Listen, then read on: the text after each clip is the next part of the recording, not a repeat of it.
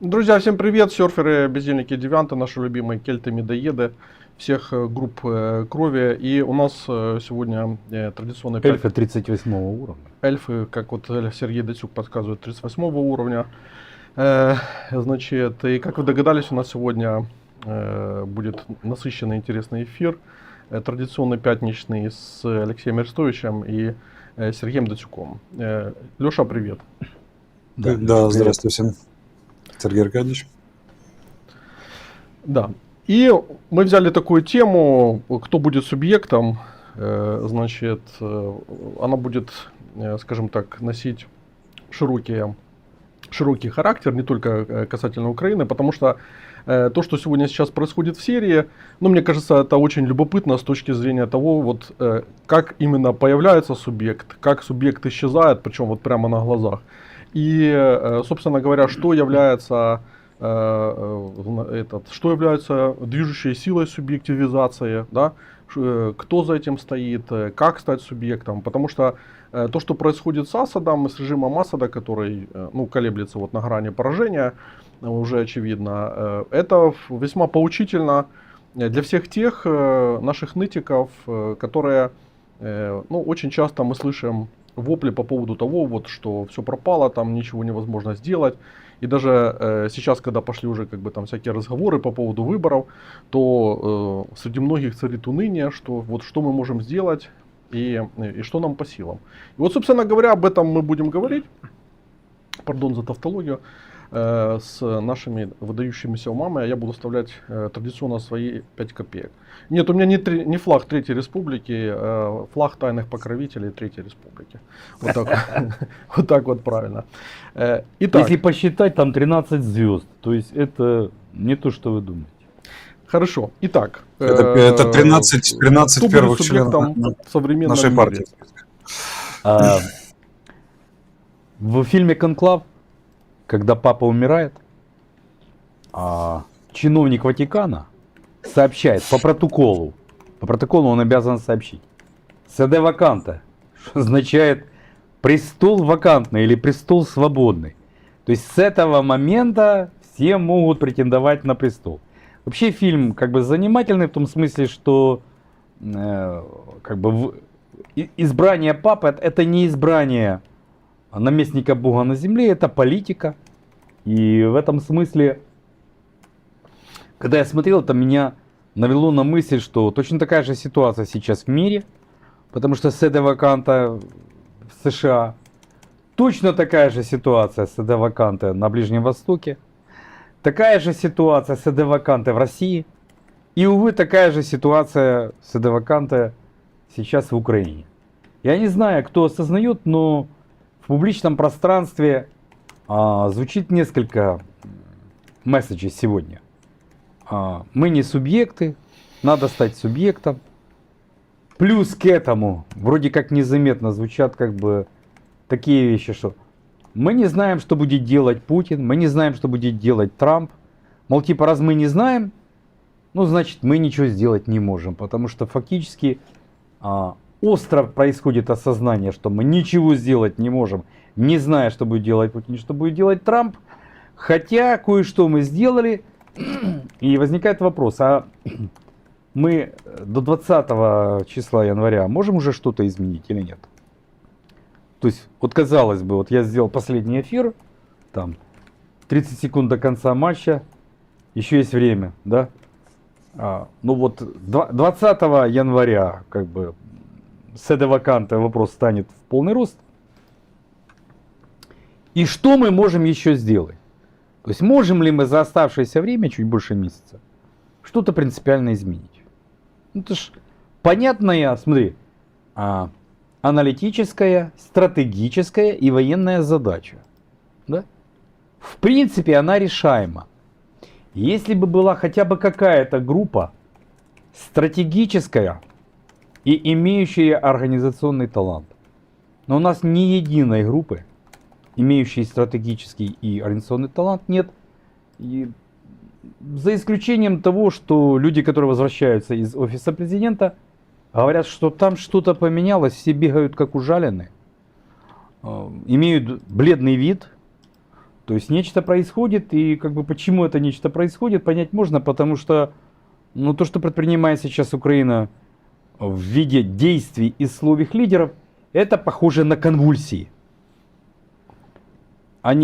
Эти конвульсии не согласованы, они противоречивы. То есть это уже видят даже не аналитики, это видят даже школьники. Это уже практически объяснить нельзя, и в этом смысле вот как бы неадекватность стала, ну я не знаю, мне кажется, это смертельно опасной.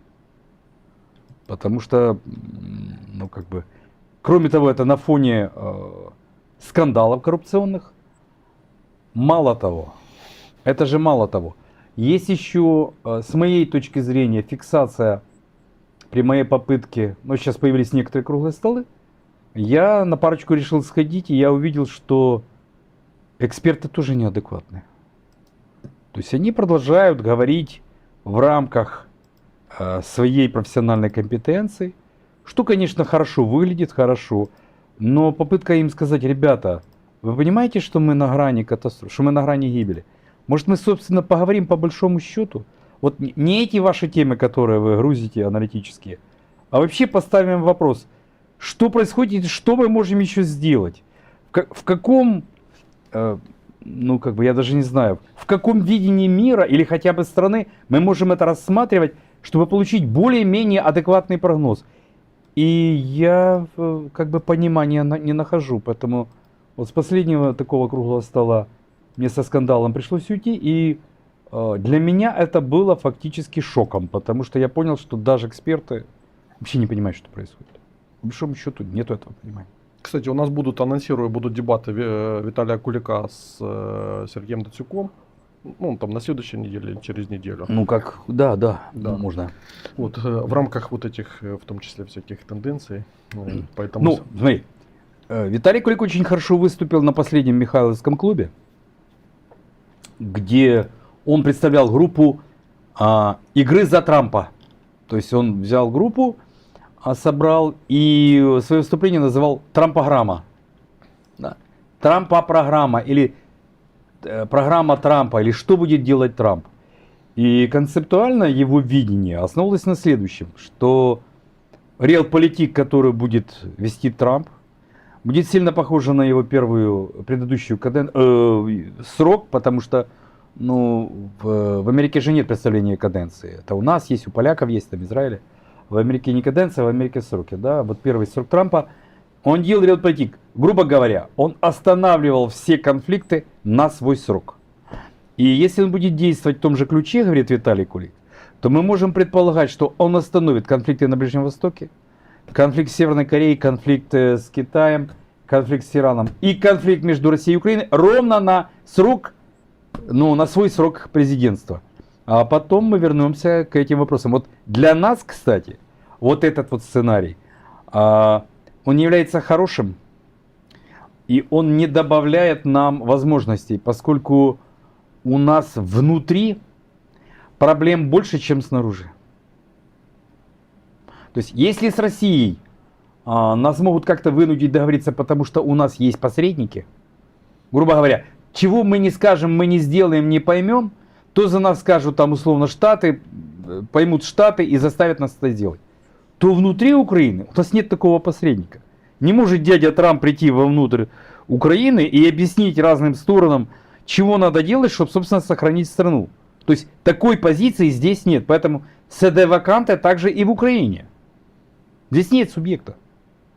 Ну, поэтому самое время для субъективизации. И, собственно говоря, я думаю, что вся эта ситуация с войной и со всеми ошибками, которые были допущены там за последние 20 с лишним лет, да за 30 с лишним лет, будем говорить 33. Про за 33 года там Второй Республики, что это прекрасный способ проблематизироваться и, ну, собственно, начать исправлять ошибки, потому что многие вещи, которые были недоступны для понимания и пересечным громадянам, и элитам, они стали доступны. Есть миф, что в последние моменты жизни человек как бы вспоминает всю свою жизнь, вернее, она у него проходит перед глазами.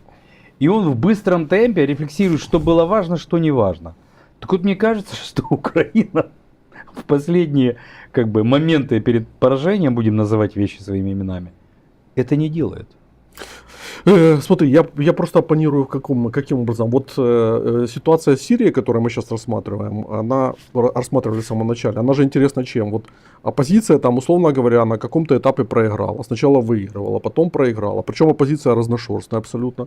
Потом их загнали в этот Идлиб, который там Асад предполагал будет токсичным таким отстойником, где они все между друг другом перегрызутся, перестреляют, и дальше, и дальше начнется ползучее как бы там отжимание этой оппозиции. Они объединились, организовались. А тут оказалось, что бармалеи, там, как их называют в российских пабликах, бармалеи там каким-то образом между собой договорились. Да, скорее всего, при помощи турков. Ну, у нас как бы при помощи американцев внутри там, допустим, не договорились там, да, или европейцев.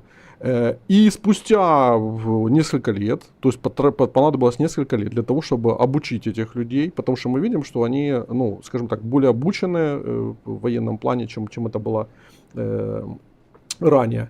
Вот. И вот они начинают как бы такую операцию. В военном плане она очень удачная. Что будет потом, посмотрим. Понятно, что им предстоит очень сложный как бы этап, там договариваться между собой в том числе. Вот. Но вот пример как бы такой субъективизации у людей, которые, ну, собственно говоря, были далеки от того, чтобы быть там какими-то серьезными политическими субъектами. Юр, оппонируй. Подожди, я закончу. Второй пример, который произошел прямо сегодня, в Румынии, где прошли выборы, в первом туре выскочил какой-то там непонятный для всех бармалей, вот, к которому приложились там в том числе и россияне, которые через ТикТок ему помогли подняться, и который очевидным образом представлял ну, как бы, опасность для вот, субъектности румынского государства. И они его сегодня просто ликвидировали первый тур. Снесли первый тур демократическим путем. Смотри, проблема возникает, когда наши бармалеи не могут договориться даже под бомбежками, даже под дулом автомата, даже под принуждением врага.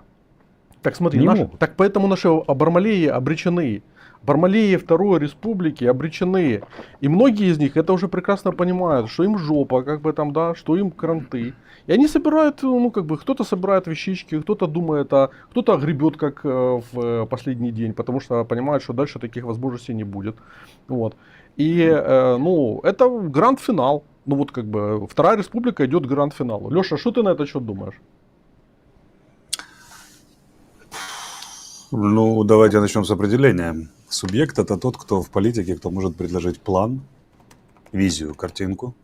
А второе, на втором этапе показать результат по достижению этого Алексей, плана. можно, у меня просто идиосинкразия на слово план.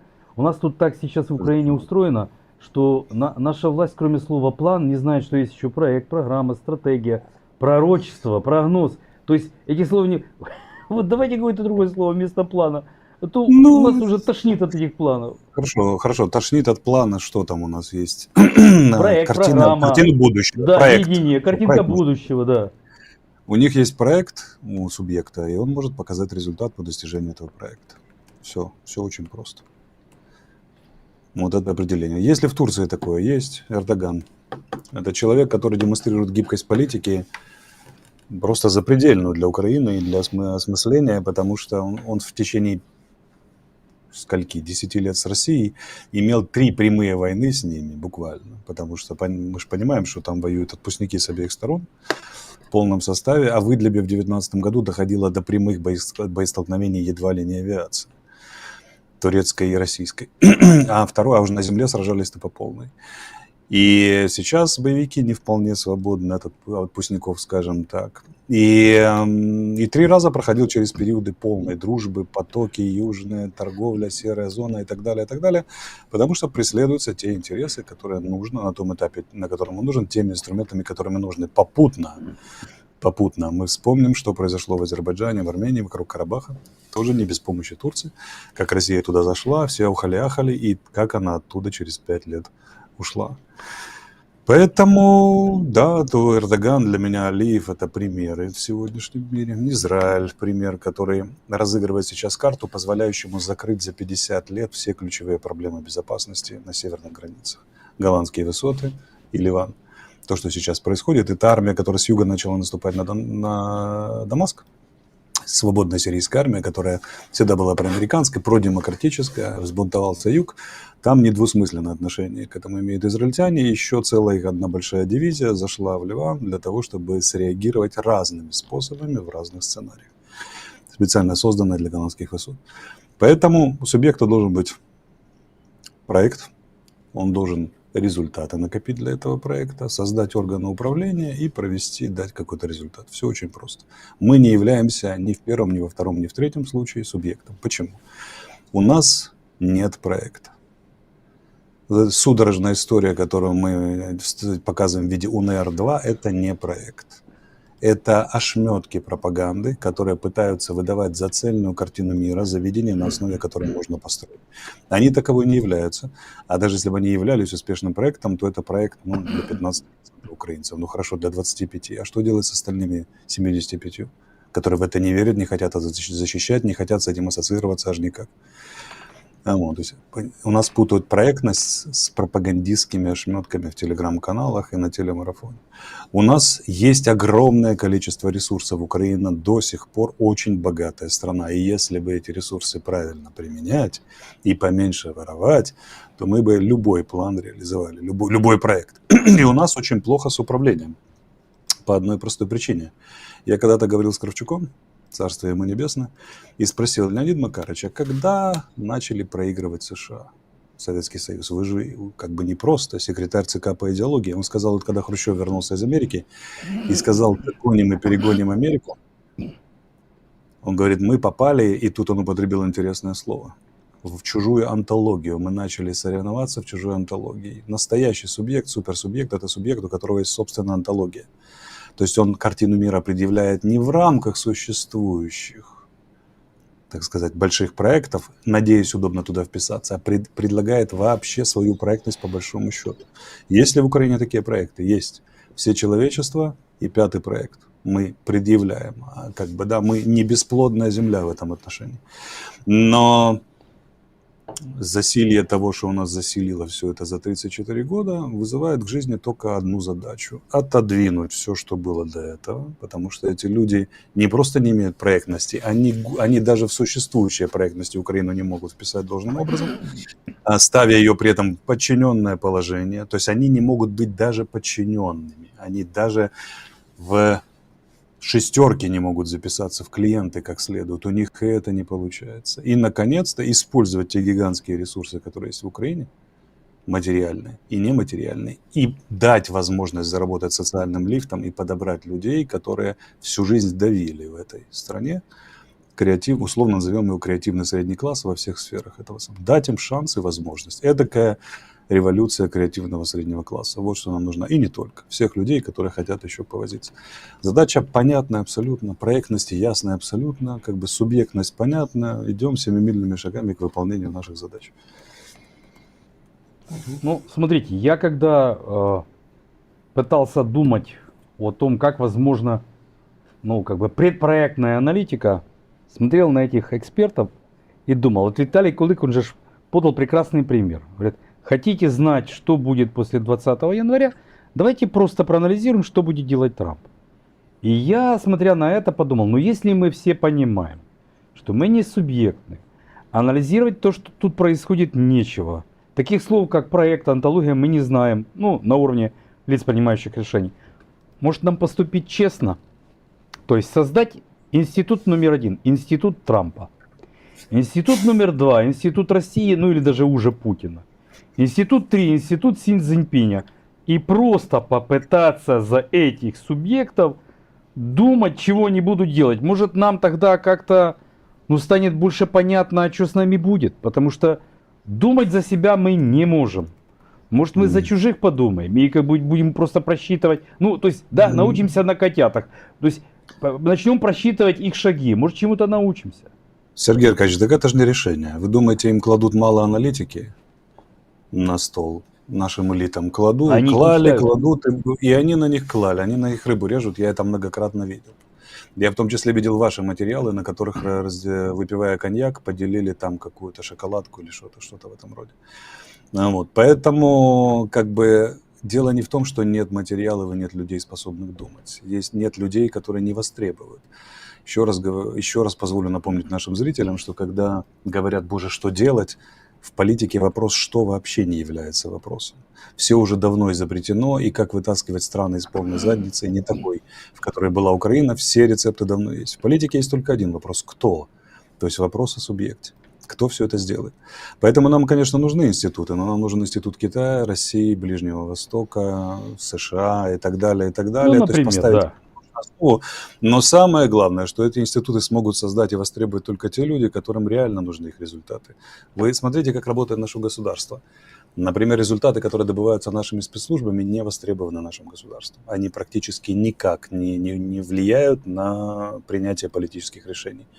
То есть прописью никак. Государство содержит колоссальный аппарат безопасности, а то, что оно делает, никому не нужно. Поверьте мне. Вот никому не нужно вообще. Этого никто не воспринимает. Это не читают, это не учитывают. Собственные спецслужбы. А вы говорите создать институт Си Цзиньпиня. Создать его, конечно, можно. Просто на его документах порежут колбасу. Поэтому ничем, кроме замены людей, лиц, принимающих решения, с их убогим, ограниченным кругозором, с отсутствием понимания онтологии как таковой и вообще слова онтология, тут не обойдешься, здесь всю систему надо менять. Ну И хорошо, фактически смотрите, мы что надо поменяли, перечислить? а где у нас гарантия, что эти новые, которые придут, не будут такие же? Потому что мы же возлагали надежды на каждого нового. А у нас надежда только одна. Если ими новыми будем мы, Сергей Аркадьевич. Ни за кого другого я никаких гарантий даю. Ой, так хотелось отдохнуть на старости лет. Не, мы вас будем мучить. Извините. Да, поэтому я, честно говоря, вот когда там я слышу, кто эти институты создал, да, о, господи, вот Фраджалах и Куса это готовые, как бы, готовые, так сказать, руководители там Института Ближнего Востока, Кавказа там и Центральной Юр, смотри, Азии. я так и вижу, как сидит наш офис президента и изучает кейс Они не будут Сирии. ничего делать. Смотри, это абсолютно бессмысленно и бесполезно в моем понимании о чем-то там анализировать, что они там будут делать или как. А их уже нет. Но это вопрос просто времени. Их уже нет. Это вот как Асад, как бы там, да, сейчас. То есть там на биржах делают ставки там, вот вчера. Сколько он продержится? Продержится он там до марта. Там вчера начиналось там. До какого марта? До марта следующего года. Нет. Вчера, подожди, вчера начиналось там с 80%, к концу дня уменьшилось там до 46%. А сегодня уже продержится ли оно до конца 2024 года. И меньше 46% было вот перед этим эфиром. Наверное, уже меньше. Поэтому это вся, ну как бы, трамповская вся эта вот волна сейчас, которая на самом деле в себе содержит схожие проблемы, схожие причины не только по штатам, но по Европе там, и по многим другим странам. Там, да.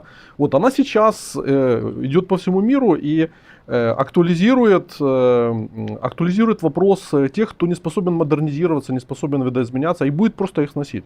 Вот Асад сегодня очень напоминает Скоропадского, там, да? Ну, просто у него было намного, гораздо больше времени, это все остальное. Но как только исчезла внешняя поддержка, как у Скоропадского, и все начинает рассыпаться. Бунт, восстание пошло как бы там. И я, на самом деле, я когда смотрю на Асада, то я думаю о том, что чтобы у нас не было повторения такого сценария в том плане, что ну, он может быть очень, он очень быть очень кровавым, и тем более, что он у нас уже был в истории в 1918 году, ничем хорошим это не закончилось. Но вот эта вот машина государственная, которая, кажется, стоит очень незыблемо, что там какие-то спецслужбы есть, которые там кого-то расстреливали, кого-то пытали, кого-то там допрашивали, есть своя какая-то экономика, там, да, есть какие-то партнеры. А тут хоп, вдруг складывается картина, и никому Асад не нужен.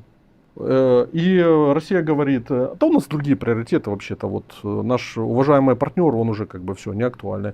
Мы сейчас на Украине там, наверное, сосредоточимся. Представьте, что Трамп в феврале говорит то же самое. Про нас. Относительно Украины. Да. Алексей, ты как ты думаешь, насколько вероятен такой сценарий, что Трамп скажет, что Не актуально. не актуально, у нас другие приоритеты? Смотрите, здесь есть, он уже в каком-то смысле сказал, что не актуально. Он отдал нас Европе. Он сказал, Европа теперь заботит. Это головная Украина, головная боль Европы. Пусть она об этом заботится. Хотя сегодня Венс, выступая в Конгрессе, сегодня, вчера, там, смотря как по датам, он вплел украинский контекст за нас. вплел в очень много мировых контекстов, начиная с голода возможного в Африке и Ближнем Востоке, там, заканчивая там, этим самым энергетическим кризисом в Польше, в Европе и прочее, прочее. Очень контекстуальная такая беседа была. Здесь он сделал то, что должны были сделать мы. Смотрите, в том, что сказал Сергей Аркадьевич, есть еще один нюанс. Он заключается в том, что угадывать желание Трампа, пусть даже идеально, и угадывать желание Си Цзиньпиня, это тоже не вполне субъектная история.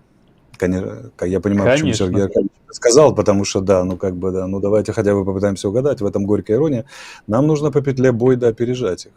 Что бы делал субъект? Субъект бы сейчас выдавал на гора всем возможным партнерам карты будущего, которые содержат интересные предложения для них, по реализации их интересов с нашей помощью, и наших интересов с их помощью. Покуда никто не знает, что делать с Украиной и какой там из нее выход, субъект бы быстренько пробежался по всем ключевым субъектам 5, которые сейчас есть в мире: ЕС, Россия, США, Британия, Великий Туран, Китай, Индия. Особенно Индия меня интересует на данном этапе. И предложил бы 1, 2, 3, 4, 5. Смотрите, какие интересные карты, давайте в них сыграем. Чтобы они нам готовили варево и кастрюлю, а потом кормили нас с ложечкой. Смотрите, Алексей, чтобы мы говорили, ребята, смотрите. Вот обратите внимание, что вы же сейчас так незаметно для всех поменяли пространство игры. Вы сказали, что игра не внутри Украины, она общемировая. И если вы хотя бы попытаетесь, просто пройтись по этим точкам и что-то проговорить, может, вы вообще поймете, во что вы играете. Да, именно об этом идет речь. За нас Венс делает работу, а это очень плохо. Мы Венсу должны ложить бумагу и говорить: смотрите, 1, 2, 3, 4, 5. Вот ваши интересы, как мы их понимаем, вот наши интересы, вот наше предложение. Давайте вносите поправки, но мы уже прямо сейчас готовы принимать любые решения на этот счет. Налоговые ставки, таможенные тарифы, быстро, но для этого всего нужна управляемость внутри государства, потому что мы ничего не можем предложить, если у нас нет гарантии выполнения предложенного. Поэтому еще раз, ключевой вопрос субъектности международной – это внешняя политика продолжения внутренней. Это захват власти в хорошем смысле, в смысле легальной политической борьбы. Напоминаю, что определение политика – это человек, который публично борется за власть. Публично захват власти законными способами, выборы туда-сюда. Я категорически противник нелегальных способов захвата власти, насильственных, вне демократического процесса, скажем так, уполномоченный народом, и быстрый переход к субъектности. Вот там этот переход мы осуществим за 15 минут. Вы Украину не узнаете. Я не вижу вообще никакой другой способа поставить вопрос на сегодня. Дело в личностях. Личностях, знающих слово антология, имеющих свои представления о мире и способных навязать его партнерам и противникам, которые сильнее его. Это все возможно, потому что антология – старшая масть. И все, кто собственной антологией, переигрывают кого угодно. Пример не очень удачный, болезненно, который сейчас для всех украинцев прозвучит, но он хороший исторический пример. Это большевики. Они в 2 счета сделали и Скоропадского, и УНР, и ДНР, и Антанту, и всех на свете, из УНР и прочее, потому что в рамках своей антологии они могли позволять себе решения, которые сегодня позволяет разве что Эрдоган. То есть заключить Брестский мир, а потом радостно кинуть немцев на этой теме. Они смогли навязать несчастный УНР глупый союз с этими самыми немцами, заранее зная, какую мину они подложат в Украину. А это возможно делать только из метапозиции. Откуда берется метапозиция? Когда у тебя есть онтологическая рефлексия на шаг выше, чем у всех твоих противников. Поэтому нам нужно уходить на верхние слои онтологической рефлексии. И каждый раз, когда мы встречаем кого-то, субъекта, у кого очень высокий уровень, иметь институты, понимание и механизмы подъема еще на один уровень онтологической рефлексии, чтобы обгонять любого, с кем мы столкнемся. То есть еще выше, еще выше, еще выше. Поэтому только взятие политической власти в Украине для нас решение. Слава Богу, сейчас отовсюду мы слышим стоны и доносятся публичное и непубличное мнение о том, что выборы вот-вот-вот-вот. Ну вот мы сыграем в эту игру. Осталось нашим любимым украинцам понять, что если вы выберете хоть кого-нибудь из старых, можно ставить на Украине крест не только как на субъекте, но и как на клиенте даже, потому что они сведут все это в могилу в кратчайшие сроки. Ну и смотри, я здесь продолжу еще вот такой тезис, который вот даже в чате сейчас слышится, что так кто же даст там умным власти, как бы там, и это так просто не происходит. Но по большому счету большевики, которых вспоминал Леша, они ну, тоже как бы там были умные относительно того уровня образования, в котором находилась царская Россия, там, да, когда большая часть населения просто не читать, не писать не умела, и была такой аморфной крестьянской массой. Вот. И вот когда тоже Елена Кистрица у нас пишет, что вот я это слушаю от Арестовича там 3-й год уже, кто его услышал, кроме нас. Ну, так я опять-таки вспоминаю тех же самых большевиков, напомню, что они там 20 лет вообще, там, или 15 лет обсуждали Леночка, там, давайте марксистские специально для вас всякие, скажем. догмы, которые в России вообще мало кто понимал, а потом это все расшили как бы на уровень власть, фабрики рабочим, землю крестьянам, значит, этот мир хижинам, война дворцам, как бы там и все остальное. Ну и, собственно говоря, пошло-поехало, и дальше пошла уже как бы политика. Но при этом ты действительно прав, что онтологическая картина, которая была у них в голове, она позволила им, собственно говоря, переигрывать своих конкурентов. Потому что Ленин, понимая, что неизбежно падение Германской империи и, в принципе, центристских держав, он думал о том, что будет после этого, какая революция будет в Германии, как на этой революции можно будет сыграть. Так же, как и в других европейских странах. И, собственно, это понимание этого, оно позволяло ему быстро, скажем так, организационную немощь, которая была на начальном этапе, превратить в организационную мощь, потому что они концентрировались на правильных задачах с точки зрения удержания власти, на создании армии, как бы там, да, значит, на захвате ключевых сырьевых регионов там, и Украина тоже была таковым. И, исходя из этого, двигались вперед к своим целям. Поэтому, на самом деле, ничего того, что не проходили там уже другие в истории человечества. Ты хотел сказать что-то? Да. Я хотел сказать специально Алене Кистрице, которая нас любит, а мы любим ее. Леночка, поверьте, нас услышали гораздо больше людей, чем вам кажется. Причем среди этих людей очень много субъектов. Реальных субъектов политического процесса, но об этом позже, увидите чуть позже все это. Сейчас не в этом дело. Дело в том, что Ленин, они же поднимались на очень долгой, скажем так, истории. Они были частью социал-демократического движения общеевропейского и развивались вместе с ним. Потом они решительно разорвали, переименовали РСДРП, то есть социал-демократическую революционную партию, в коммунистическую партию РКПБ большевиков. И там, да, решительно порвали, другие цели объявили, но они выросли в очень длинном тренде. Но мы тоже растем не на пустом месте, слава богу. Как бы, да, в мире, если хотите, правый поворот, правоцентристский поворот. Многие люди, которыми мы резонируем по ценностям. Вот. Поэтому только игры. Алексей, но вы реальные. помните, что большевики не признавали принципа легальности или легального прихода к власти? То есть они рассматривали такой вариант, и еще до 17-го они входили в парламент, да, в Думу. Но когда они увидели, что легально они не могут, они поставили план вооруженного восстания. Да, но мы не будем этого делать, потому что Украина находится в другом. Вы не знаете, как оно будет. Нет, я точно не буду делать план вооруженного восстания. А вот если кто-то сделает вооруженное восстание, там уже посмотрим, куда оно как и есть. Да, Так оно же обычно так и бывает. Не в этом дело. Большевики же не от хорошей жизни захватывали земли и осуществляли террор красный и военный коммунизм и так далее. Сергей Аркадьевич, да. А кого мы не знаем в Украине? Скажите, пожалуйста, у кого есть проект? Проект? Ну, постойте. Допустим, нашлись храбрые силы и сделали вооруженное восстание. Какой проект они будут? Есть проект, который состоит в том, чтобы ограничить или даже репрессировать всех так называемых российских агентов. Эти проекты широко обсуждаются, эти проекты прорабатываются. Никто из них секрета не делает, и этот проект есть. Он нам может не нравится, но он есть. Как вы думаете, сколько он просуществует после реального прихода к власти? Ну, это другое дело. На этот вопрос дает ответ немецкий генерал в фильме «17 мгновений весны». Что как бы фанатики могут прийти к власти, но они не смогут удержать, потому что они устанут от Они самих себя. в наших конкретных условиях они продержатся, ну, может, недель 5.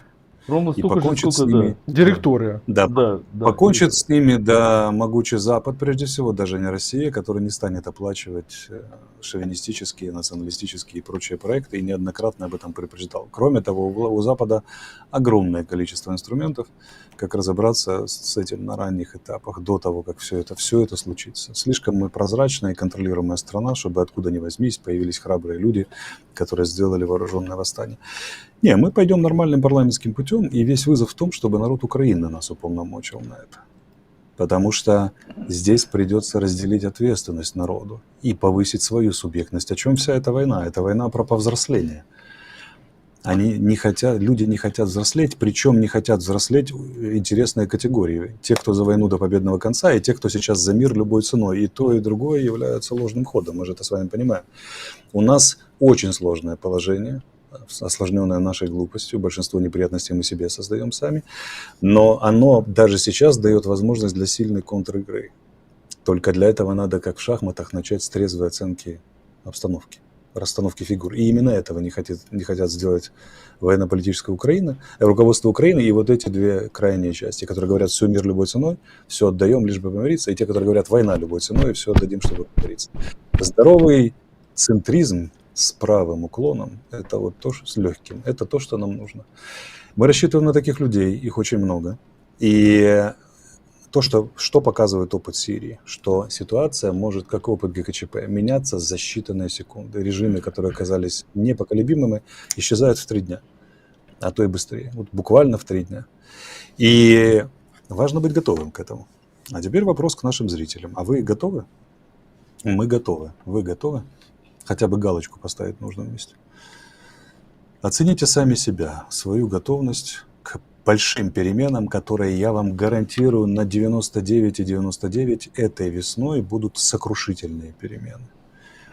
В начале даже весны сокрушительные перемены, которые поменяют всю ту реальность, к которой мы привыкли и считаем безнадежно унылой и тупиковой. И вот тогда возникнет вопрос, а кто реально готов подхватывать рычаги? И вообще что-то делать, предъявлять проектность. У большинства наших политических конкурентов или там проектных конкурентов проекты не жизнеспособны. Это не проекты, это маленькие больные фантазии, которые ни к чему серьезному страну не могут привести, даже отдельную область они привести не могут.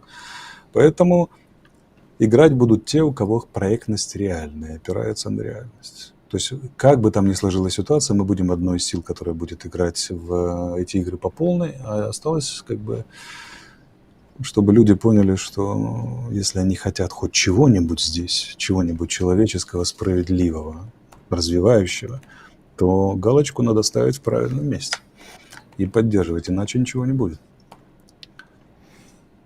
Тут спрашивают, как добиться того, чтобы народ Украины вас поддержал в массе. Я ответил, долго и упорно работать, друзья мои. Вот мы правда, уже долго и упорно работаем, десятилетиями, как бы там, да, но вы должны понимать, что вот по-черчиллевски все будет. Пот, слезы это и все прочие прекрасные значит, вещи, которые сопутствуют долгому и упорному Читайте труду. газету «Искра», которая в этом является нашей плане программой. ничего не будет чудесного, никакой магии. Наоборот, все, кто вам магию обещает, как бы магию вот, ну, что вот оно вот так вот, как бы раз и побежало. Ну вот это значит наебка, как бы вот я в прошлом своем моноэфире говорил, что борьба двух наебок сейчас идет. Вот наебка российская, как бы, где формула империя, значит, плебсу империя плюс гробовые. Вот. А наебка украинская, она звучит как, значит, когда-то ЕС, когда-то НАТО, когда-то что-то еще, а сейчас, значит, паши, как бы, и воюй, потому что вот впереди там где-то розовые дали.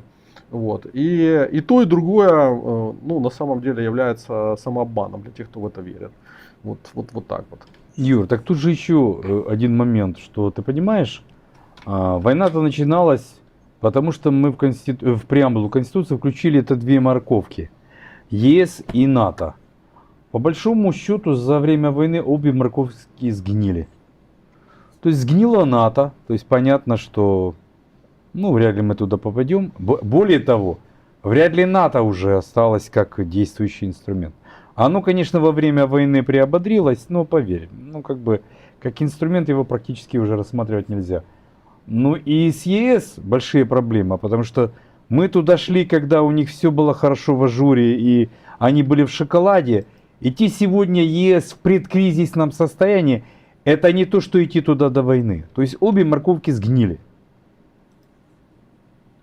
И, собственно, ну, разводить уже даже нельзя, если ну, как бы, по тому же принципу две морковки, да, мы вешаем и гоним ослика, то это уже не получится, потому что ослик такое животное, что не слышит запах, и он его не устраивает. Так вот смотри, мы же не по поводу морковок, а мы по Да. поводу того, чтобы Украина сама по себе стала морковкой. А Вот.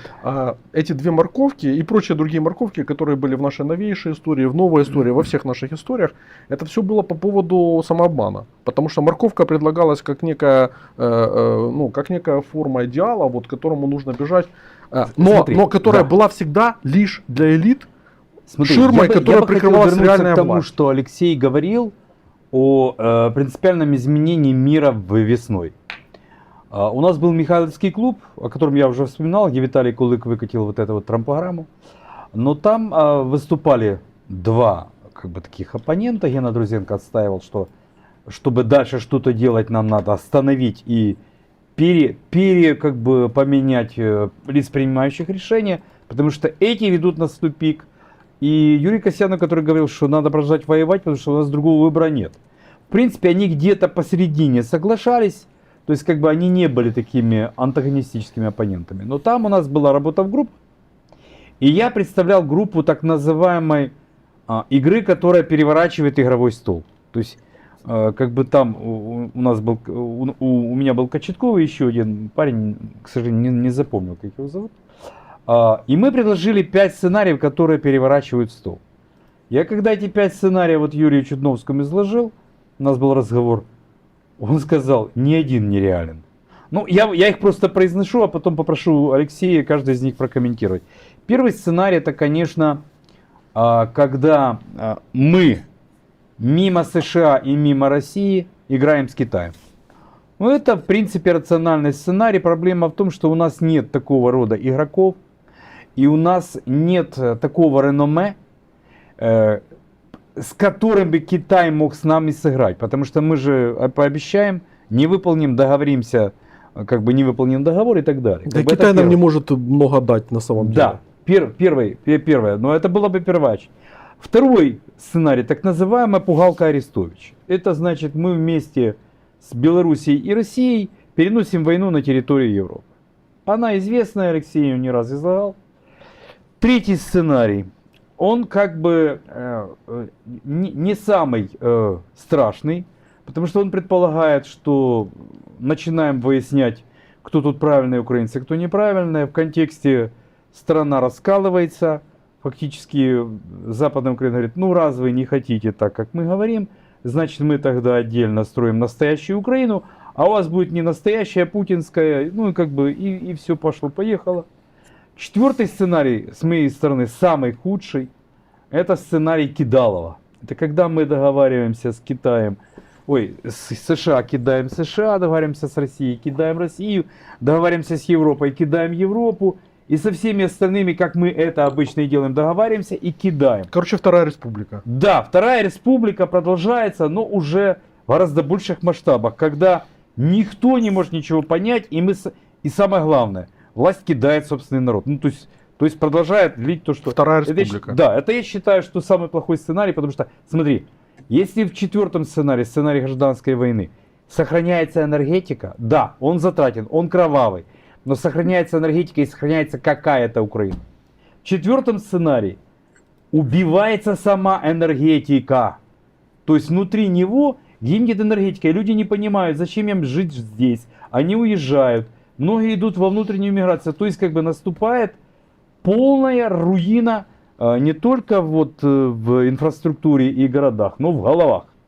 И наконец пятый сценарий, до реализации которого есть чуть больше месяца, это когда выходит некий субъект, игрок и говорит, мы, Украина, готовы предложить полное изменение мировой структуры. Вместо ООН параллельная организация, построенная не на основании наций, а на основании как бы ответственности. Вот структура ответственности, туда входят корпорации, интеллектуалы, все, кто готов взять на себя ответственность. Как бы НАТО нет, не устраивает, потому что он как бы раскалывает мир. Мы предлагаем систему договорных отношений и ответственных отношений, где мы рассматриваем различные, в том числе и диверсифицированные системы безопасности и так далее. То есть Украина выходит как игрок международного уровня и, заметь, упреждает Трампа. Потому что если сейчас это не предлагаем мы, то это со временем предлагает Трамп, только мы тогда не будем иметь никакого веса. И вот как бы мы поговорили, и вот Юра говорит, ни один из этих сценариев не является реальным. То есть смотри, все они как так или иначе переворачивают стол, но ни один из них не является либо реальным, либо для нас позитивным. Я тоже так считаю, потому что не нужно пытаться взять все и сразу, а у нас это точно не получится. Как бы. Это вообще украинская проблема, пытаться взять все и сразу. Более того, там кто-то вот писал, что когда вы говорите, там, Юрий, про долгий труд, а если у нас это время ну, как бы для того, чтобы там что-то осуществлять, какие-то серьезные проекты, широкие, там, как бы, там, да, я на этот счет вот что могу сказать. Смотрите, вот 33 года Второй Республики промелькнуло вот так вот, как бы, ну, для нас, для людей, которыми там Сергею Аркадьевичу 59, мне 47, вот скоро будет. Арестовичу тоже там сколько-то, 49 или сколько. Значит, это все очень быстро пролетело. Вот в этих всех, в нашей деятельности повседневной, политической, как бы там и так далее. Время летит очень быстро, и это только кажется, что вот необходимо торопиться, забывая, что говорил Октавиан Август, о том, что нужно спешить не торопясь. То есть подходить ко всему основательно, для того, чтобы на выходе получить основательный этот. И поэтому, да, конечно, там процессы ускоряются, но ты все равно не можешь действовать быстрее, чем поспевает инерция человеческого мышления. Вот, смотри, к этому комментарий. Алексей, к вам, как бы такая фиксация. Большевики победили, потому что они могли менять политику раз в год. То есть они в организационном и в плане принятия решений были очень мобильны. Представьте себе, что весной, как вы и говорите, черные лебеди будут вылетать не одиночки, а стадами. Откроется целый вольер черных лебедей, и в этой ситуации надо будет менять политику каждые 3 месяца. Украина не в состоянии это делать. Вот просто при современном организационном ресурсе мы не в состоянии менять политику раз в 3 месяца. А тогда надо будет это делать. Сергей Аркадьевич, кто это Украина? Ну, те, кто остался, кто считает себя по-прежнему Украиной, кто связывает свою как бы судьбу и будущее с Украиной. Я думаю, что вот это, потому что иначе ее уже определять бессмысленно. Так, если убрать большевиков, то все, что показывала царская Россия, но это выглядело как страна, не способная принимать решения, Да, уже очень да. много, начиная с этой самой, с русско-японской войны. Угу. Но ведь большевики могли принимать решения. Так может и у Украины найдется кто-то, кто сможет принимать эти решения хоть по 13 раз в день, менять политику. Я бы не рассуждал в категориях Украина или Соединенные Штаты. Не, вот 13 раз в день не надо, администрация. потому что у нас есть такой пример сегодня, что 13 раз в день меняется как бы наше отношение к НАТО. Я цитирую Карла Липкнехта, который говорил, что если политика меняется 12 раз в день, то и тактика должна меняться 12 раз в день. Здесь дело не в этом. Дело в том, что мы не можем сегодня говорить о США или там Украине. Мы должны говорить об администрациях, если мы уже говорим о субъектности, потому что администрация США при администрации Трампа и США при администрации Байдена или Камалы Харрис — это такие 2 разные США. 3 разные что США. значит? Да, 3 разные. Что значит Украина? Это Украина при ком? Кто у власти? Как бы, да. Или кто обладает долей влияния на государственное решение, если там речь идет о парламентском какой-то участии. Но это же очень разные вещи, правильно? Кто-то не сможет, а кто-то сможет сделать это легко, естественно, потому что всю жизнь, как был рожден для этой ситуации, всю жизнь к ней шел. Я в этом смысле абсолютно не волнуюсь. За других, да, за себя. Но смотрите, сегодня уже ситуация дошла до того, что в парламенте начался тихий ропот под названием: смотрите, ребята, на нас надвигается целый ряд проблем, а мы не принимаем никаких решений. Необходимых, жизненно важных. И самое главное, что вопросы поставлены, а на них никто не отвечает. Так субъективизация они давно парламента потеряли эту первый шаг к субъективизации и социума, и страны в целом, как бы, и появления государственности нового уровня. Поэтому это на самом деле это хорошая тенденция. Хорошая тенденция в том плане, что обстоятельства таковы, что промедление, говоря в твоей логике, смерти подобно, с одной стороны, с Это другой... не моя Адалинская, но... Да, ну вот ты ее по сути озвучил. С одной стороны, промедление смерти подобно, с другой стороны, действие неосмысленное и без понимания вот этой антологии широкой, как бы там, оно тоже смерти подобно, потому что ты все время будешь утыкаться в сиську узкого проекта, из которого уже не течет молоко. И все эти как бы, и все попытки воскресить вот этих духов прошлого, без ориентации вот в будущее, без осознания ключевых проблем там, текущего момента, это все обречено как бы на провал. Вот и все. И поэтому я в этом плане с Лешей солидарен и спокоен, потому что в массе своей хомячки, вот, которые 33 года были бенефициарами Второй Республики, они не так и не вышли на уровень широкой антологии. И... Хомячки меня совершенно не заботят. Им как в Второй Республике, так и в Третьей расскажут, чего они хотят, чего они видят, чего они понимают и чего они должны делать. Я под хомячками элиты как бы подразумеваю. Я не говорю об обывателе. Вот, смотри. А элиты – это штука такая, которая должна будет пересоздаваться после войны. Конечно. У нас сегодня нет элиты и уже быть не может. Возможно, она появится из тех, кто увидел тупики принятия решений на фронте и которые захотят, чтобы так не было. Смотри, элита родится из совокупности тех индивидов, которые живут в Украине, не обязательно живут в Украине, которые в этом горниле войны увидели для себя смысл в наличии такого субъекта, как Украина. И более того, имеют желание, стремление, мотивация создать, так даже не вернуть субъектность, ее не было. Украина изначально была полусубъектом. Я же говорю, Украина это перспектива, это не территория, да, и не нация, и не государство. Да, а создать субъектность. И в этом плане эта субъектность, она будет шире, чем территория Украины современная. Потому что, вот, допустим, сейчас наш бизнес, который в Европу уполз, как бы там, да, он делает очень интересные, фантастические вещи, потому что они заполняют те ниши, которые европейцы там как бы не заполнили, либо не увидели, как бы там, да. Они адаптировались, они там создают банки, они создают, они создают инструменты влияния в политических системах уже. Я знаю просто такие примеры. Да-да, мне рассказывали, знаешь, такая интересная фраза.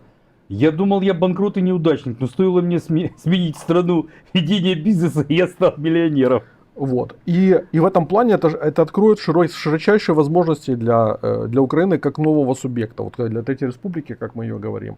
Вот. И это будут те же самые люди, значит, которые просто перетасованные в новой конфигурации и положенные на новую волю, и положенные на проектное мышление, дадут сумасшедший результат. Точно так же, как нацистские судьи, значит, нацистские учителя, нацистские чиновники после Второй мировой войны, положенные как бы на проект, который принесли с собой Запад, там в их, значит, той локации ФРГ.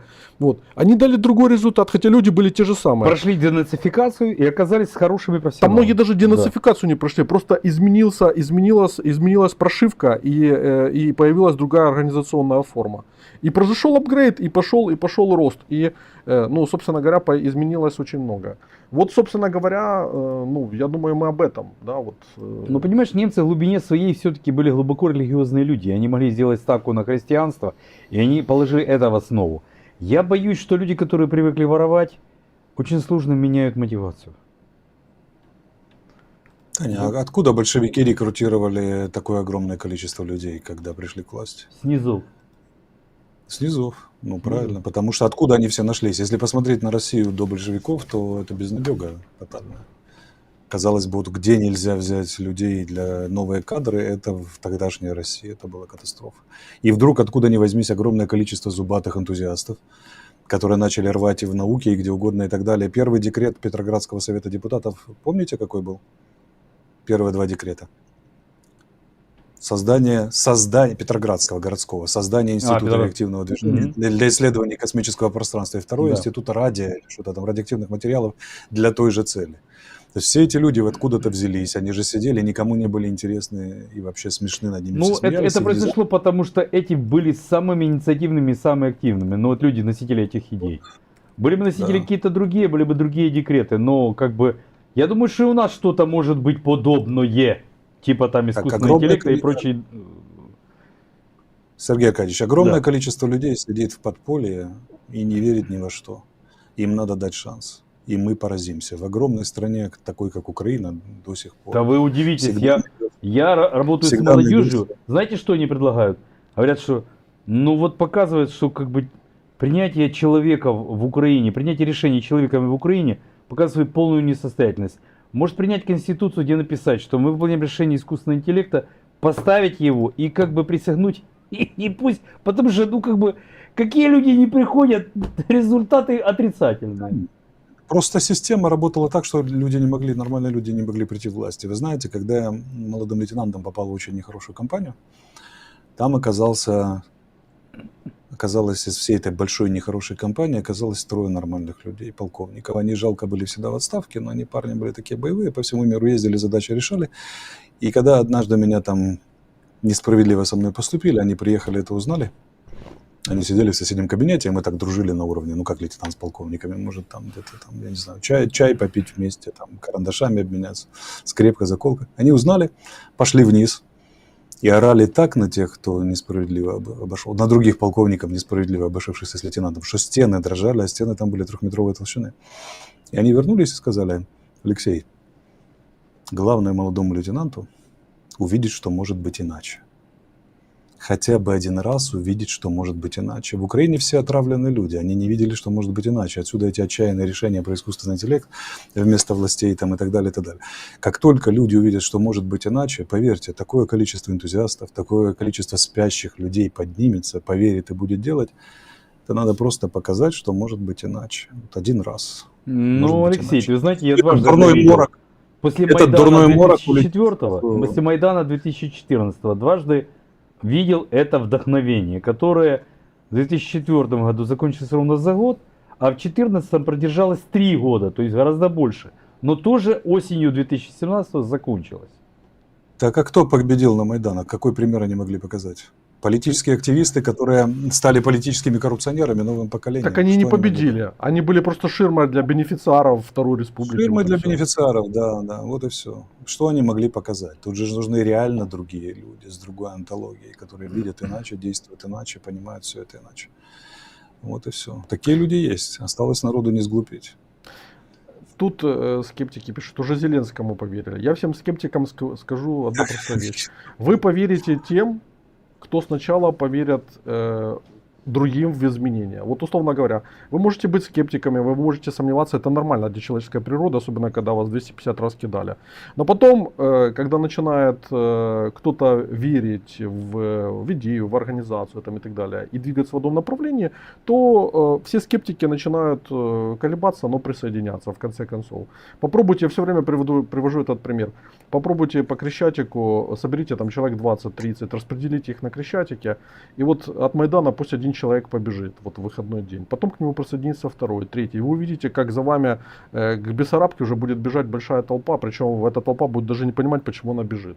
А бежать она будет потому, что вы так решили, потому что вот у вас была изначально цель такая хайповая, как бы, да. Вот так устроен социум. Всегда кто-то начинает бежать, поднимает знамя, бежит, он изначально может выглядеть очень даже по-идиотски, маргинальным, там каким-то. Юр, ну я, Но вот потом я включается, возражаю, потом но если включается все механизм. побегут кенселить, то есть все отменять. Я не про кенселить, я не об этом говорю. Но это и в обратную сторону работает, чтобы ты просто понимал.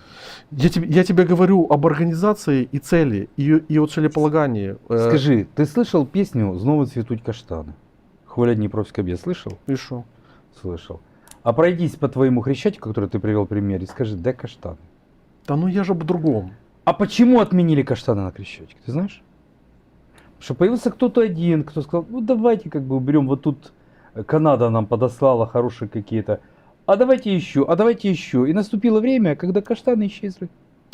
Это вот то же самое, что ты говоришь. Нет, это... Нужно где-то место, где кто-то думает, что туда бежать осмысленно, а туда нет. Это да, ну так я ж тебе говорю применительно как бы вот к нашему, я образно говорю там, да, а вот правильно пишут, что как в фильме «Форрест Гамп», хороший пример, Да. да, вот, у которого была внутренняя цель, исходя из его внутреннего целеполагания, он так решал проблемы. Он так решал проблемы экзистенциального порядка, которая в мозгу как бы вот возникла. И он ее решал периодически. Это вот бежал, а остальные в этом искали большой смысл. И управление массами, как бы, да, управление социумом, оно происходит вот именно таким путем. Да, но смотри, ну ты привел пример нейтральный, которому придали смысл. Но сложно придать смысл каким-то отрицательным вещам. Так зачем? Мы же не этим занимаемся. Ты- Это проблемы тех, кто копается, Ты вот скажи, барахтается в ты отрицательных смыслах. слышал последний как бы тренд, который сейчас разворачивается? Ну, Хотят педагогический университет имени, как его? Драгоманова или как? Да, лишить звання Драгоманова.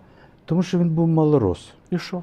І тому що ну, він з Росією, він такий проросійщений, що треба його лишити. И Ну, что? ну, Смотри, какая разница, что они это сделают и не сделают. Это все уже обломки.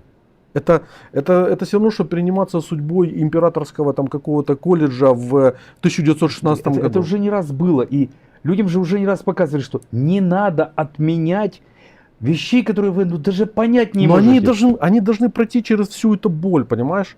Они должны пройти через всю эту боль отрицания, как бы, хождения по граблям. Зачем тебе стоять возле грабли? Вот иди в сторону, пусть она ударит еще 250 раз их. А ты иди как бы... Я уже 33 года наблюдаю, как они по граблям ходят. Вот. И нужно двигаться нужно двигаться со своей повесткой, и все побегут в позитивную повестку, где вот есть антология, которая говорит Арестович, где есть геополитическое мышление, как бы там, где есть все то, что людям позволяет увидеть соломинку, Дай бог, потому что люди, вот скажите, украинцы сегодня же, они все хотят чего? Они хотят соломинку, они хотят увидеть свет в окошке.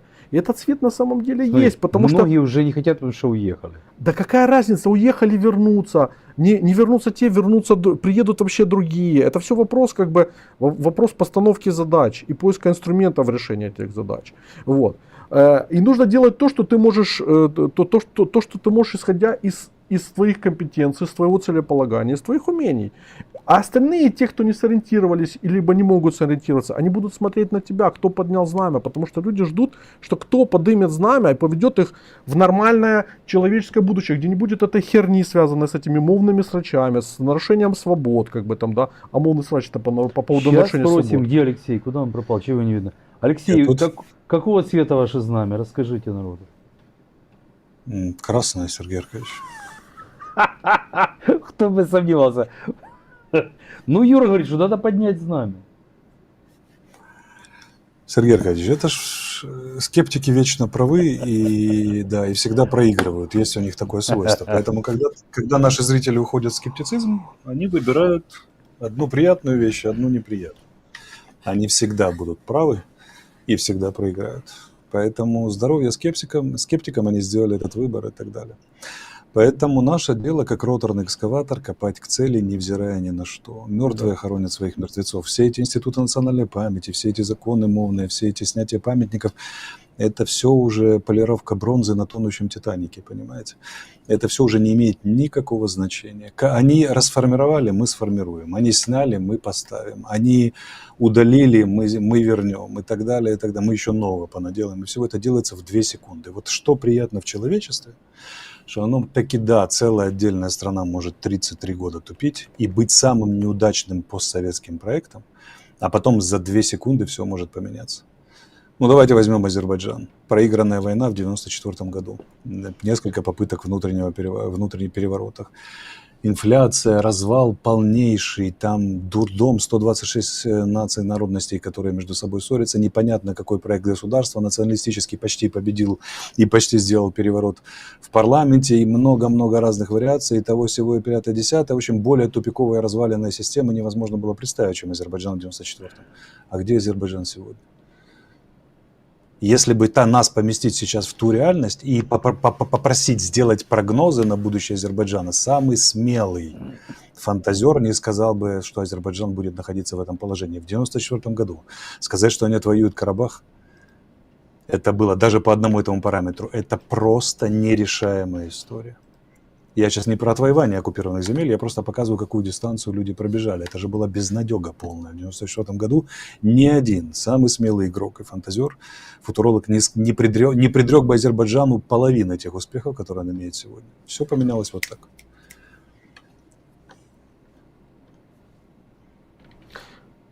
Поэтому я еще раз говорю, что тут меня спрашивают, какое знамя поднимет. Может быть, это ношу на футболке, может и такое на каком-то этапе. Вот. Но самое главное, просто поймите, что у нас есть уникальный шанс, и многие это сейчас начинают понимать, что даже украиноязычных достало просто тупое разводилово на всем, как бы, да, вот просто тупое разводилово, вот, которое придумывается каждый день, там, с тысячами, без тысячи, там, с этими мовными питаниями, еще с какими-то. Вот. Прекрасная возможность просто посмотреть в суть. Кто что делает, что реально нужно. Вот Кривой Рог сидит без тепла уже сколько времени, потому что там не подготовились к сезону, там плюс удары там. В смысле, не знали, что будет зима? Ну вот, не то, что Олег Попенко у нас в эфире говорил, там, да. И вот в результате сотни домов сидят без тепла. Там очень серьезная ситуация. И вот скажи этим людям, что вот приоритетом должен быть там какой-то вопрос трансгендеров, там, прости господи, там, или вопрос мовы, там, что вот должны обязательно в ОСББ обслуживать только на мове, как бы там, да, то они просто заплюют тебя. И в этом плане кризис, как нас, господи, кто там, Милтон Фридман учил, что кризис воображаемый либо настоящий, только кризис воображаемый или настоящий создает почву для больших системных возможностей, изменения всей системы, как бы, и создают новые возможности. И в этом плане вот мы сейчас находимся в такой ситуации, и мы видим, как разные субъекты, возвращаясь как бы к постановке вопроса, как они реализуют свои цели. То есть у нас хейтили как бы там Эрдогана за то, что он с Турцией, как Леша вначале говорил, как бы там вась-вась там, да? С Россией. Да, с Россией, что Турция с Россией там вась-вась. А Турция уже в какой раз за последние годы она имеет Россию на повороте, как бы там, да, потому что она вась-вась, а по ходу понимает, какие у нее есть свои интересы. И при этом это не означает, что Эрдоган идеальный. Подожди, я закончу. Это не означает, что Эрдоган идеальный. Это не означает, что он там супергений там, и так далее. Там молодежь уезжает из Турции, там есть свои внутренние проблемы. Но это означает лишь, что нужно вот просто смотреть в глубину и смотреть в глубине, что происходит. Почему я ставлю эти вопросы как бы так? Потому что негативный опыт и вера в лучшее – это часть субъектности. Негативный опыт и вера в лучшее – это часть субъектности. Если у тебя нет негативного опыта, ты будешь совершать ошибки и будешь сложно идти.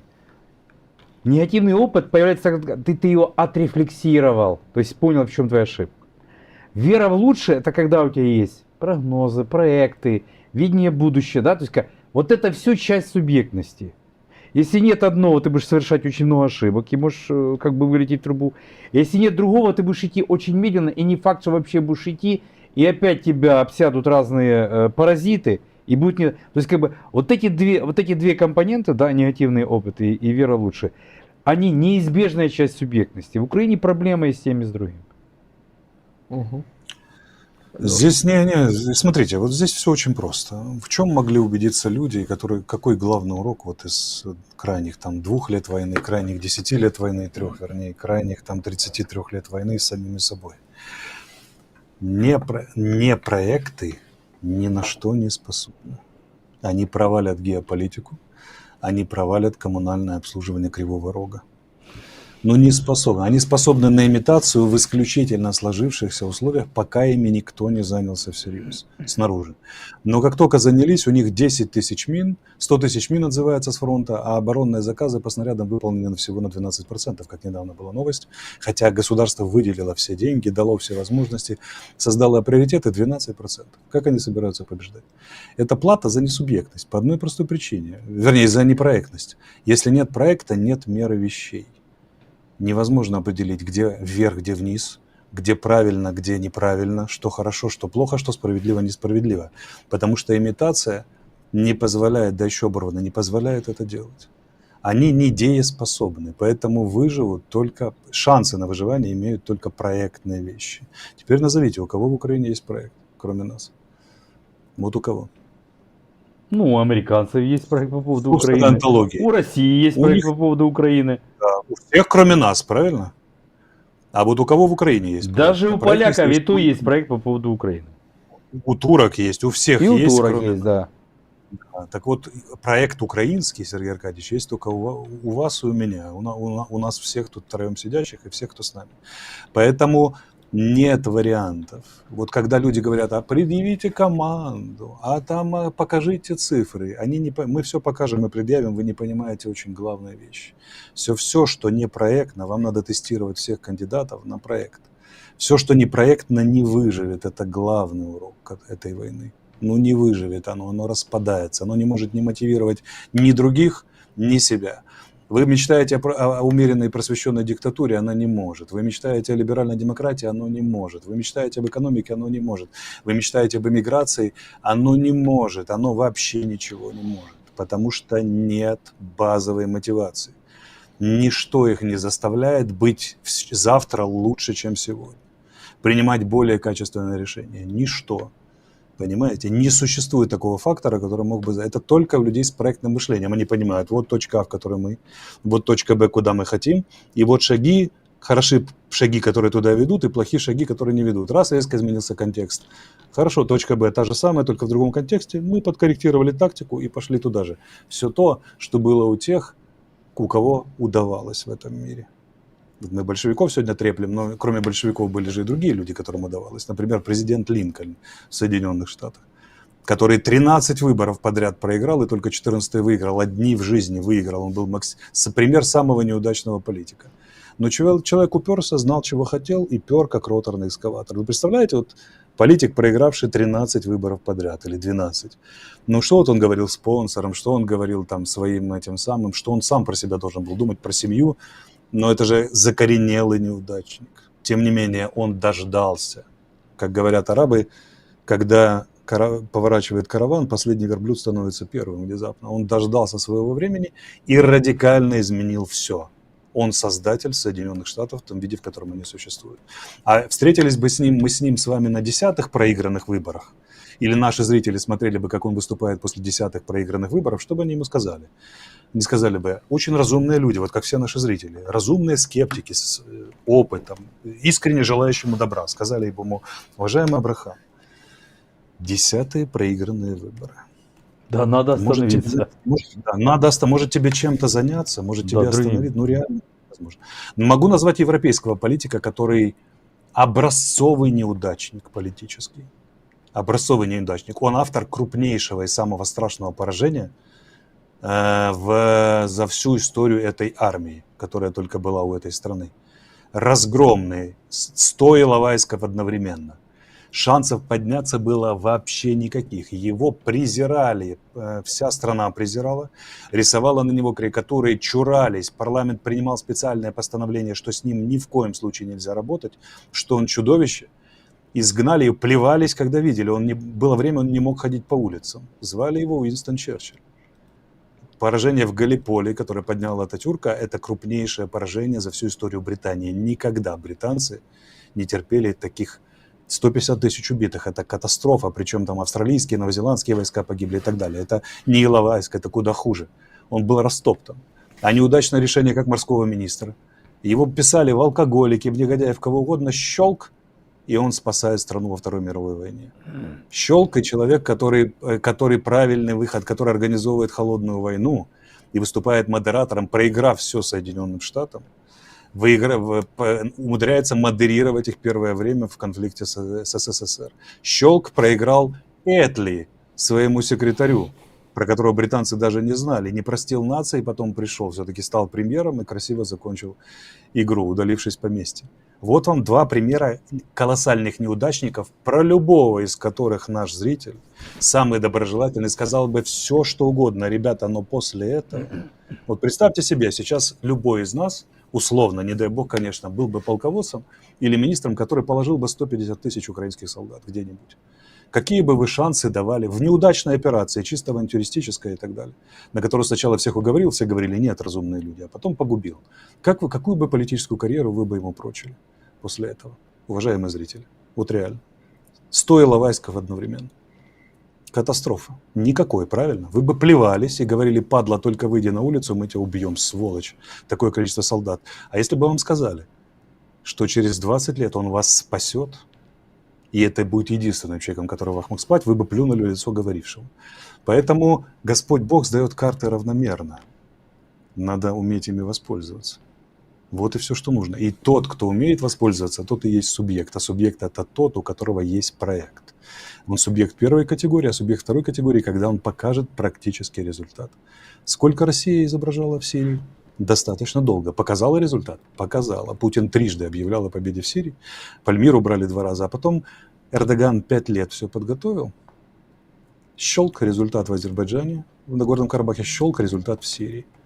Уж какими способами стабилизировали режим Асада, и все валится на глазах. И все включились в игру. 5 дней назад, неделю, никто бы не сказал, что Асаду хоть что-то угрожает. Все было распределено по зонам влияния, и они безмятежно абсолютно сидели, и казалось, что все договорниково. Бац, и нет. Я вас уверяю, что как только придет к власти кто-нибудь, который покажет, что может быть иначе, все поменяется за первые 3 дня. Радикально. Помните, какой энтузиазм был в 2019 году, когда люди поверили? Все, был энтузиазм огромный, на этом энтузиазме можно было горы свернуть, и все это слили в унитаз. Сейчас, после травмы войны, энтузиазм может быть и больше. И уж мы его не прогавим.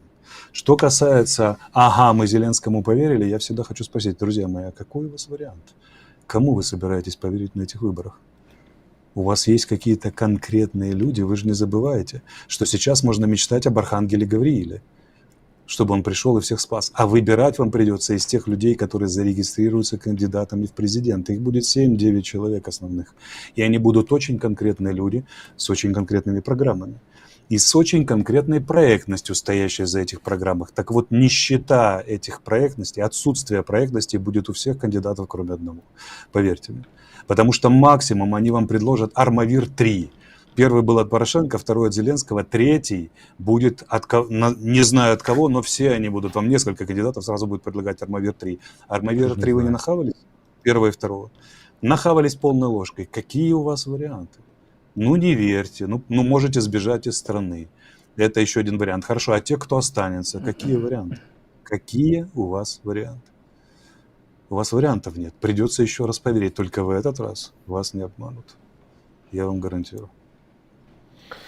Я хочу сказать о сборе. У тебя там сбор идет, да? У меня У меня сразу 2 сбора. Да. У меня тоже есть сбор. Значит, это на плату инициации. Батальон, 3-й батальон бригады имени Хмельницкого. Мы уже несколько раз им собирали, и им хватало на месяц, там 96 тысяч на месяц собирало. Но я просто зачитаю вам обращение, вот, чтобы вы поняли, почувствовали вот этот вот дух войны. Юрий Витальевич, огромное спасибо, просто спасайте нас, этот месяц можем продержаться, вы подарите нам 200 плат, и Алексей Николаевич 200. Обнимаю вас, и безумно, у нас полный свиздец, теперь наши дронщики будут мочить врага по полной. Это под Новой Новоселкой, как бы там идет, ну как бы просто жесткач. Поэтому вот 96 тысяч гривен эти люди просят, наши бойцы. Они тебе 96 и Да. нам 96, Да. 97. Поэтому Да. мы собираем одному и тому же. Просьба поучаствовать у Юры, у меня и так далее. Там Да, ребята да. в крайне тяжелом положении, крайне. Да, Накидаем накидаем им больше, даже не 96, накидаем 200, потому что это будет 400 плат, Кидайте и сколько они можете. смогут отбиваться. Поэтому давайте накидаем им, потому что они за то, что мы сейчас вот с вами можем говорить о каких-то проектах, о будущем, о развитии, вот они сейчас за это рубятся, за всех нас. Поэтому наш долг и обязанность просто сделать им так, чтобы у них был инструмент, который наша вторая оконченная республика по каким-то причинам не обеспечила. Вот и все. Ты хотел сказать что-то? Нет. Нет. Вот. Ну тогда что? Я считаю, что мы очень хорошо поговорили. А который час вообще? Уже 21:24, час О, 20 мы так мы говорим. больше часа уже Да, работаем. больше часа мы говорили. Я Да, считаю, надо, неплохо. надо заканчивать. Большие эфиры не смотрятся. Смотрят. Тем более, что мы Смотрят. режем. И не забудьте, кстати, полайкать этот эфир. И у меня, и у Алексея, и Норманенко Шортс. Потому что ваши лайки вовлекают дополнительных людей. Когда там говорят о том, а как об этом узнают широкие массы, как об этом узнают население, это зависит от каждого из вас. Вот более 5000 смотрело у меня, у Алексея там, наверное, 1020-30 смотрело одновременно в эфире.